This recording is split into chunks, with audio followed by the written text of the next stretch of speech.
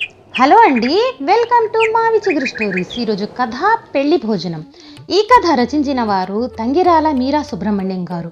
ఈ కథ మీకు నచ్చితే లైక్ చేయటం మర్చిపోకండి. మీకు ఎలా అనిపించిందో కామెంట్ చేసి చెప్పండి. ఈ ఛానల్ని కొత్తగా చూసేవారు మరిన్ని మంచి కథల కోసం సబ్స్క్రైబ్ చేసి బెల్ ఐకాన్ ఆన్ చేయండి. అప్పుడు ఏ కొత్త వీడియో పెట్టినా మీ దాకా వస్తుంది. ఇక కథ మొదలు పెడదాం. అమ్మా, నాకు పెళ్లి భోజనం చేయాలని ఉంది. సాయంకాలం 6 గంటలప్పుడు ముందు వైపు వరండాలో కూర్చొని టీ తాగుతుండగా హఠాత్తుగా అంది వాహిని. నీకేమేమి తినాలనుందో చెప్పు, నేను చేసి పెడతాను. మురిపెంగా కూతురు వైపు చూసి అంది పార్వతమ్మ. వాహిని కాస్త సిగ్గుపడింది. అదేం కాదు, ఇంట్లో వండితే ఎంచేతో కానీ పెళ్ళిళ్ళలో వండిన వాళ్లలాగా రుచి రావట్లేదు అంది. పార్వతమ్మ భవానీ ప్రసాద్ల పెద్ద కూతురు వాహిని. తెలివైన పిల్ల. ఎంసెట్లో మంచి ర్యాంక్ తెచ్చుకొని బీటెక్లో చేరింది. బీటెక్ ఫైనల్ ఇయర్లో ఉండగానే అనుకోకుండా ఒక మంచి సంబంధం వచ్చి పెళ్లి కుదిరింది. అబ్బాయి వాహినిని తన స్నేహితుడి పెళ్లిలో చూశాడట. ప్రథమ క్షణంలోనే ప్రేమ అంకురించి వాహిని వివరాలు కనుక్కొని మధ్యవర్తులతో కబురు పంపించాడు. ఉన్న ఒక్క కూతుర్ని అంత దూరం అమెరికాకు పంపించేదలాగన్న ఒక్క దిగులు తప్ప ఆ సంబంధం కాదనటానికి కారణం దొరకలేదు పార్వతమ్మ భవానీ ప్రసాద్లకు. పిల్లని మెచ్చి కోరుకుంది అబ్బాయి సౌమిత్రి అయినా అతని అమ్మా నాన్నలకు కూడా వాహిని బాగా నచ్చింది. వాహిని పరీక్షలు కాగానే పెళ్ళవటం, అమెరికాకు వెళ్ళిపోవటం జరిగింది. ఇదిగో 2 ఏళ్ల తర్వాత పుట్టింటికొచ్చింది. వచ్చిన వారంలోగానే ఒంట్లో నలతగా ఉందని డాక్టర్ దగ్గరికి వెళ్తే ఆవిడ శుభవార్త చెప్పింది. వాహిని తల్లి కాబోతుంది. ఏదో నెలసరి ఆలస్యమైంది అనుకుంటున్న వాహిని ఈ వార్తతో ఉక్కిరి బిక్కిరయ్యింది. అక్కడ ఉద్యోగంలో చేరి 6 నెలలే అయ్యింది. ఇంకో ఏడాది గడిస్తే పర్వాలేదు అనుకున్నారు వాళ్ళు. కానీ ఈలోగా ఇలా జరగటం ఎదురు చూడనిదే అయినా వాహిని సౌమిత్రి ఇద్దరు కూడా సంతోషపడ్డారు. అందుకే వాహిని ఉన్నట్టుండి నాకు పెళ్లి భోజనం తినాలని ఉంది అని మనసు పడితే బహు ముచ్చట పడిపోయింది పార్వతమ్మ. కడుపుతో ఉన్న పిల్ల మొట్టమొదటి కోరిక తీర్చాలని ఆవిడ తహతహలాడటం మొదలుపెట్టింది. పోనీ ఇంటికి వంట మనుషులను పిలిపించి నీకేం కావాలో అది చేయిస్తానే అని కూడా అడిగింది ఆవిడ. వాహిని నవ్వేసి వద్దు కాగా వద్దు అనేసింది. ఈ సమయంలో అనుకోని విధంగా వాళ్ళ దూరపు బంధువుల అబ్బాయి పెళ్ళి కర్నూల్లో ఒక అమ్మాయితో కుదిరింది. వాళ్ళు 10 రోజుల ముందే ఇంటికి వచ్చి పెళ్లికి పిలిచి వెళ్ళారు. సరే, ఈ రకంగా కూతురి కోరిక తీరుతుందని తృప్తిపడింది పార్వతమ్మ. ఏదో బీరకాయ పీచు బంధుత్వం పేరుతో పిలిచారని ఇంటిల్లి పాది వెళ్ళటం ఏం బాగుంటుంది. నేను రానుగాక రాను, మీరిద్దరూ వెళ్ళండి అంటూ మొండికేసింది వాహిని. నాకు ఆ రోజు సెలవు పెట్టడానికి కుదరదు కానీ మీరిద్దరూ వెళ్ళండి అని తేల్చి చెప్పేశారు భవానీ ప్రసాద్ గారు. అంతగా ఇంటికి వచ్చి పిలిచి వెళ్ళారు. ఉన్న ఊళ్ళో పెళ్లి జరుగుతుంటే రాలేదని నొచ్చుకుంటారు వాళ్ళు. కానీ నువ్వు రాకపోతేనే నేను వెళ్ళను అనేసింది పార్వతమ్మ. నువ్వేమీ మొహమాట పడక్కర్లేదు, మనమేమీ ఊరికే తినరాము, భారీగానే పెళ్లి కానుక చదివిస్తాం అని కూడా చెప్పి ఎలాగో వాహినిని ఒప్పించింది. ముహూర్తం ఉదయం 11 గంటల 10 నిమిషాలకి. విందు భోజనం 12 గంటలకని వేశారు పెళ్లి పత్రికలో. మరి ముందుగా వెళితే చాలాసేపు ఉండాల్సి వస్తుందని ముహూర్తం వేళకు వెళదామని అంది వాహిని. 10:30కు పార్వతమ్మ వాహిని పెళ్లి మండపంలో అడుగుపెట్టారు. అప్పటికే ఆ హాల్లో ఉన్న కుర్చీలన్నీ నిండిపోయున్నాయి. ఎలాగో చోటు చూసుకొని ఇద్దరూ కూర్చుంటుండగానే పెళ్ళున మేళాలు మ్రోగటం, పెళ్లి కొడుకు పెళ్లి కూతురి తల మీద జీలకర్ర బెల్లం పెట్టడం జరిగింది. అప్పటికే కూర్చున్న వారిలో సగం మంది దాకా లేచి దూరం నుండే వధూవరుల మీద అక్షంతలు విసిరేసి ఒక్కొక్కరుగా భోజనశాల వైపు నడవటం మొదలుపెట్టారు. మరో అరగంట తర్వాత మాంగళ్య ధారణ తంతు ముగిసింది. అంతవరకు ఓపిక పట్టిన మిగతా వారందరూ ఒకేసారి వివాహ వేదిక వైపునకు కదిలారు.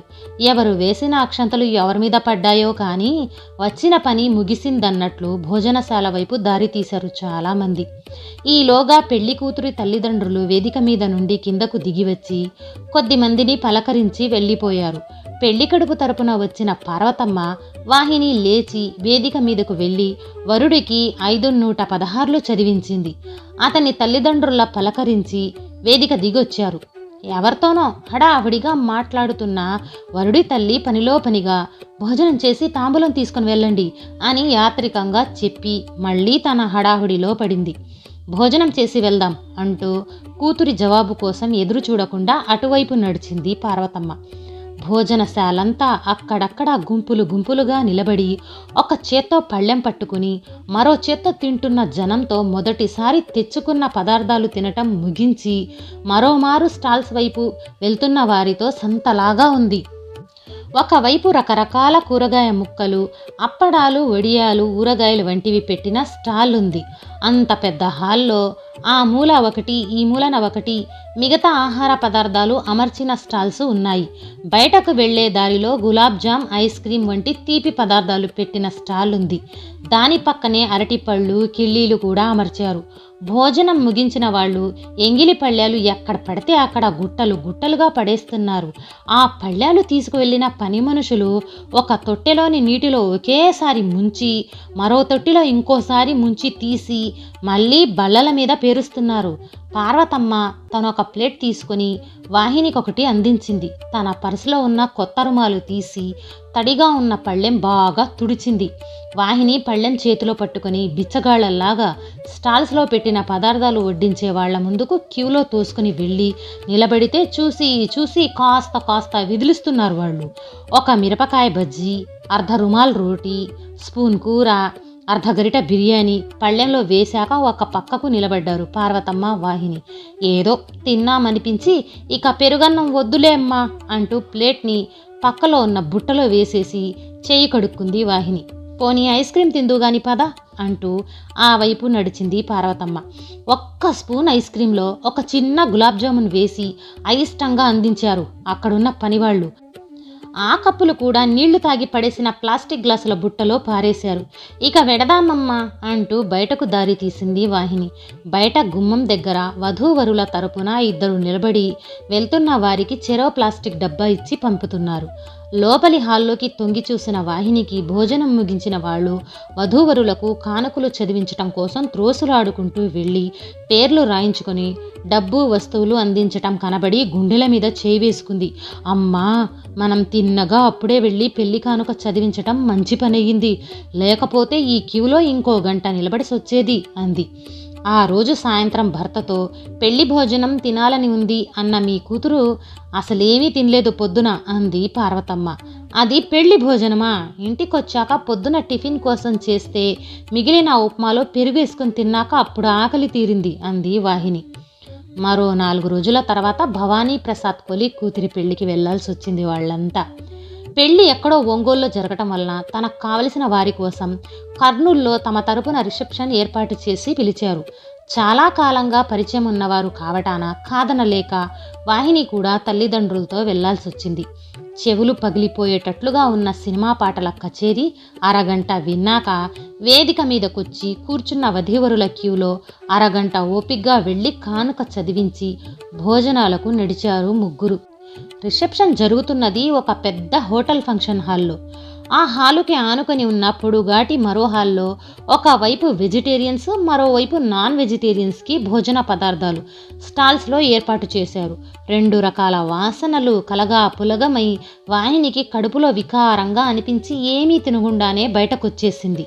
ఇంటికొచ్చాక అన్నం వండి నిమ్మకాయ ఊరగాయ వేసి భోజనం పెట్టింది పార్వతమ్మ వాహినికి. ఇండియాలో ఉన్న నెల రోజుల్లో ముచ్చటగా 3వసారి మరో పెళ్లికి వెళ్లాల్సి వచ్చింది వాహిని.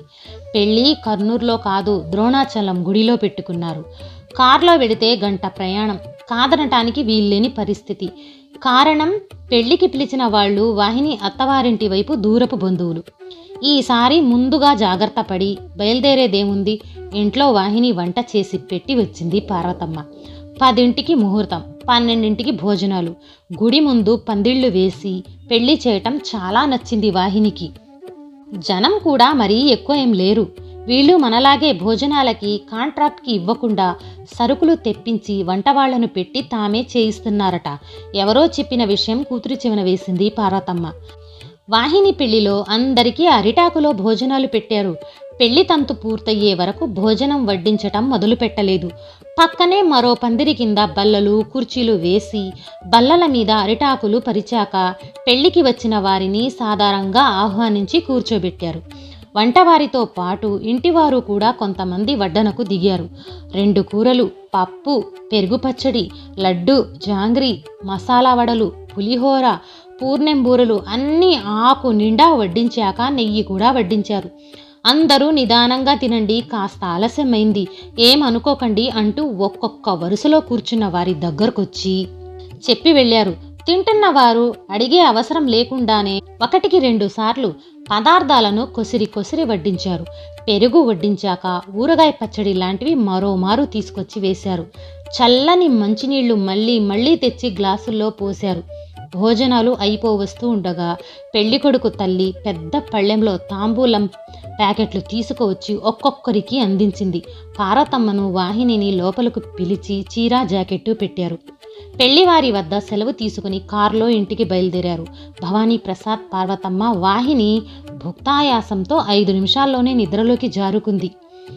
కారు ఇంటి ముందు ఆగాక కూతుర్ని తట్టి లేపింది పార్వతమ్మ. అందరూ లోపలికొచ్చాక కూతుర్నడిగిందావిడ, కాస్త పెరుగన్నం కలిపి తెమ్మంటావా వాహిని?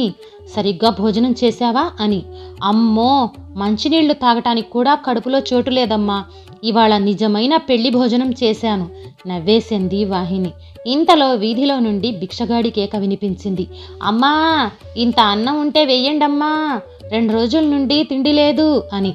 ఉండు బాబు వస్తున్నా అంటూ లోపలకు వెళ్ళిన వాహిని ప్లేట్లో విస్తరి పెట్టి అందులో అన్నం, కూర, పప్పు అన్నీ వడ్డించి తీసుకెళ్లి బయట గేటు లోపలి వైపు విస్తరి వేసి పెట్టి, ఇక్కడే తినేసి పోతావా తాత అంది.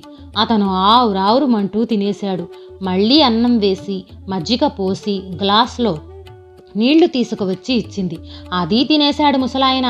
మరి కాస్త అన్నం పెట్టమంటావా తాత అని అడిగింది. చాలమ్మా చాలు, కడుపు నిండిపోయింది, పిల్లా పాపలతో ఉండు తల్లి అనేసి వెళ్ళిపోయాడతను. లోపలికొచ్చిన వాహినితో అంది పార్వతమ్మ, అందుకేనమ్మా అన్నారు, అన్ని దానాల్లో అన్నదానం శ్రేష్టమైనది.